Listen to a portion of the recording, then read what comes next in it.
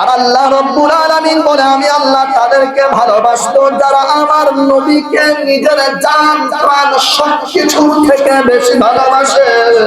আর আমি আল্লাহ ঘোষণা করলাম জিবরাইল ও আমার বার্তাবাহক তুমি শুনে নাও, তোমাদের প্রধানত 4 জন ফেরেশতাকে ঘোষণা করে জানিয়ে দাও, আসমানের লক্ষ কোটি ফেরেশতাকে ঘোষণা করে জানিয়ে দাও আমি অমুক ব্যক্তি রমজান গ্রামের অমুক মিয়ার অমুক সন্তানকে ভালোবাসি, কারণ তার অন্তরের আমার হাবিবের পাকের ভালোবাসা দেখেছি।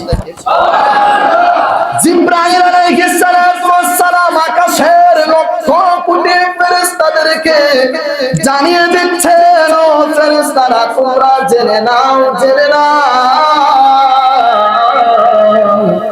আল্লাহ রাব্বুল আলামিন রমজান বেগের অমুক ব্যক্তির অমুক সন্তানকে ভালোবেসেছে। আমি জিবরাইল ভালোবেসেছি, ইসরাফিল ভালোবেসেছে, মিকাইল ভালোবেসেছে, আজরাইল আলাইহিস সালাতু ওয়াস সালাম ভালোবেসেছে।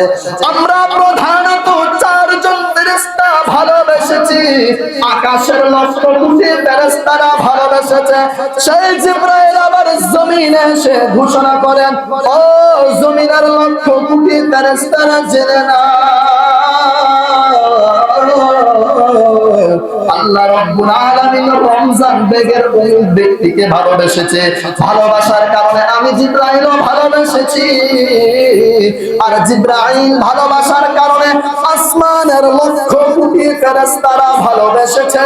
তোমরা জমিনের লক্ষ কোটি ফেরেশতারা ওই ব্যক্তিকে ভালোবাসো। চিৎকার দিয়ে বলেন সুবহানাল্লাহ। তো আল্লাহর ভালোবাসার দাম আছে না নাই?